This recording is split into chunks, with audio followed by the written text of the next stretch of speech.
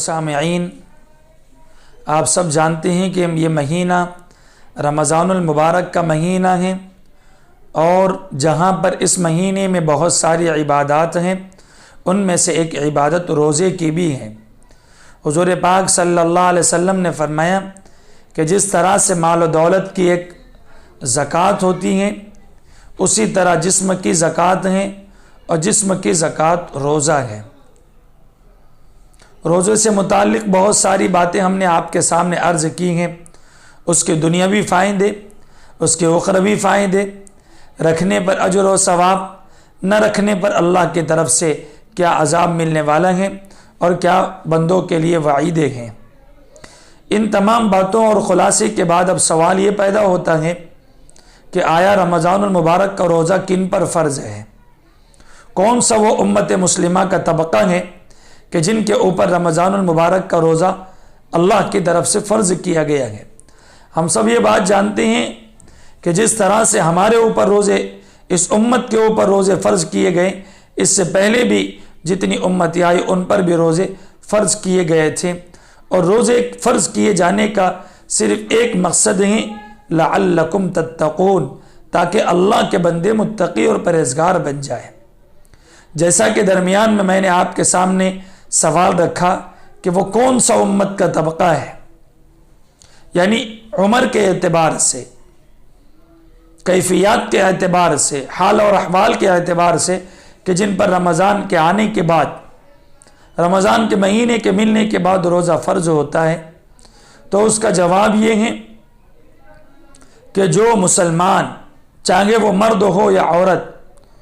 جب وہ بالغ ہو جائے، عاقل ہو جائے، سمجھدار ہو جائے، تو پھر اب شریعت مطہرہ کے نگاہ میں وہ لوگ روزے رکھنے کے مستحق قرار دیے جاتے ہیں، ان کا روزہ رکھنا ان پر فرض ہو جاتا ہے، اور روزہ چھوڑنا ان کے لیے وبال اور وعید اور گناہ کا ذریعہ بن جاتا ہے۔ رمضان المبارک کا روزہ ایک ایسا روزہ ہے، رمضان المبارک کے ایک روزے کی فضیلت ایسی ہے کہ اگر کسی نے رمضان کا ایک روزہ چھوڑا اور سارا سال اس روزے کے بدلے وہ روزہ رکھتا رہا،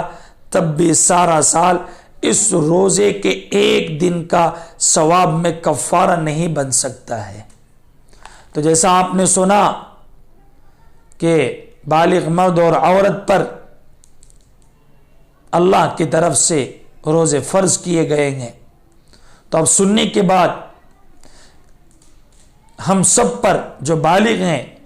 مرد اور عورت، ان پر روزہ رکھنا فرض ہو جاتا ہے۔ لیکن اس میں معذورین اور بیماروں کے لیے کچھ گنجائش رکھی گئی ہے، لیکن وہ معذورین، وہ بیمار کہ جن کو ڈاکٹر،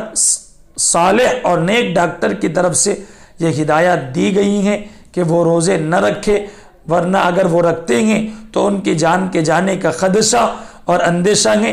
تو ایسے مشورے میں ان کے لیے روزہ نہ رکھنا درست ہے۔ ان کے لیے الگ مسائل ہیں، وہ کسی موقع سے آپ کے سامنے لائے جائیں گے اور بیان کیے جائیں گے۔ اب دوسرا سوال یہ ہوتا ہے کہ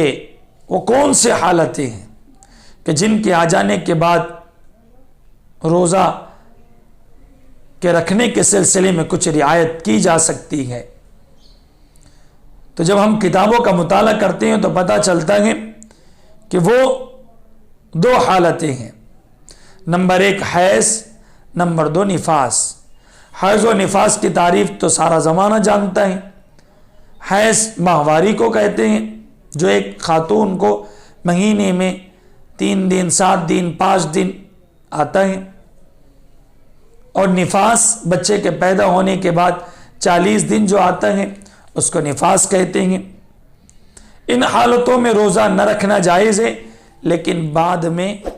اس کی قضا کرنا لازم ہے۔ بہت ساری عورتیں اور بہت سارے مرد